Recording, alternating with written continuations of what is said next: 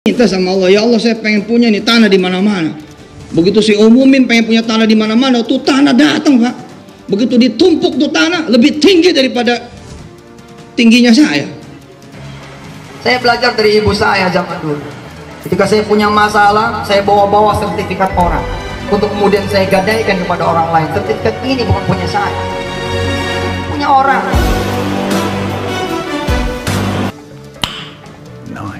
Luas tanahnya berapa? 1.000 lebih. 1.000 lebih.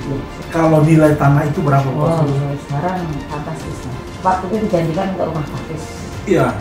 Tapi ternyata rumah tahfiz itu tidak terrealisasi sampai sekarang. Di atas tanah itu sedang saat ini dibangun apa?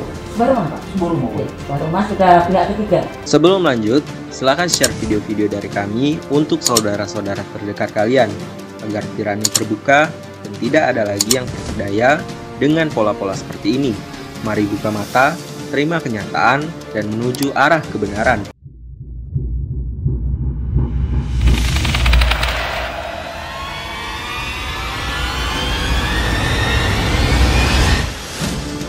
Dalam perjalanan Yusuf Mansur yang diduga kuat mengeruk kekayaan jamaah dengan dalih sedekah, banyak sekali hal-hal yang membuat tercengang dan menimbulkan pertanyaan.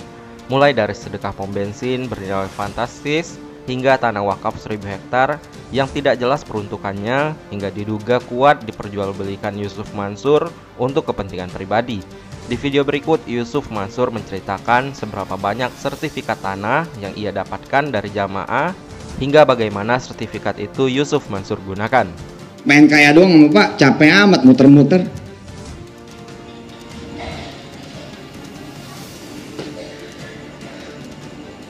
Saya 2003 berdoa sama Allah, buktiin hadis ini, doa aja sama Allah.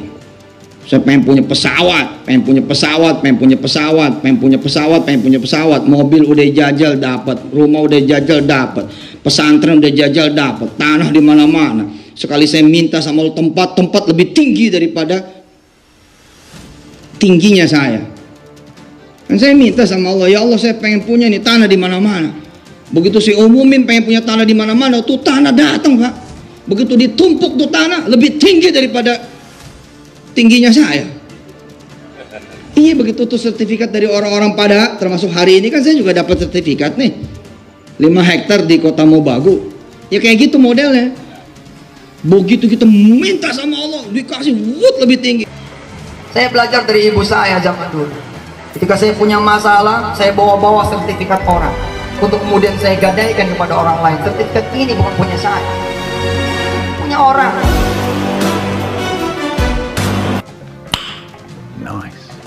Saya bawalah kemudian sertifikat ini, tapi ya Rob, sertifikat ini kemudian jatuh ke tangan orang yang nagih. Gak kuasa saya menahan, sertifikat ini pindah tangan. Saya lapor sama ibu saya, Bu, doain saya, ini susah banget ya Allah, ketiban tampe. Sekarang sertifikat orang lagi nambah. Ibu saya bilang, anterin ibu ke rumah dia, anterin ibu ke rumah dia. Saya bilang, mau ngapain ibu ke rumah dia? Ibu mau ngomong. Saya bilang, jangan, nanti saya malu. Apa kata ibu saya? Emangnya ibu mau ngomong sama dia? Ibu mau ngomong sama Allah. Allah yang udah ngambil sertifikat ini. Wa inna sertifikata sertifikatuka. Oh keren, hebat. Saya jadi saksi itu. Bagaimana kemudian ibu saya berdoa Pak, sertifikat itu dipulangin Pak.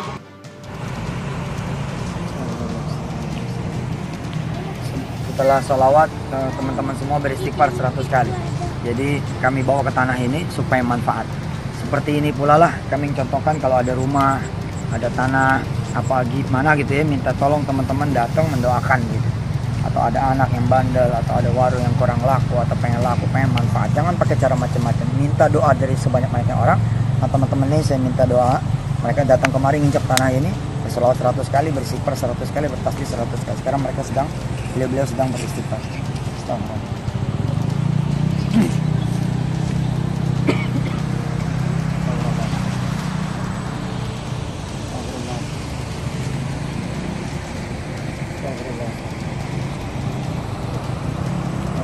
Luas tanahnya berapa?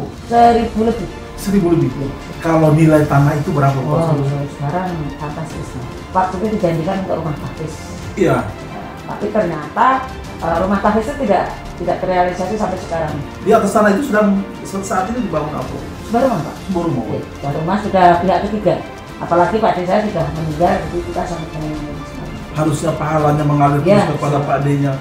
Bu Vina malah mengalir ke Pak Yusuf Mansur. Yang masih hidup dapat pahala dan dapat uang.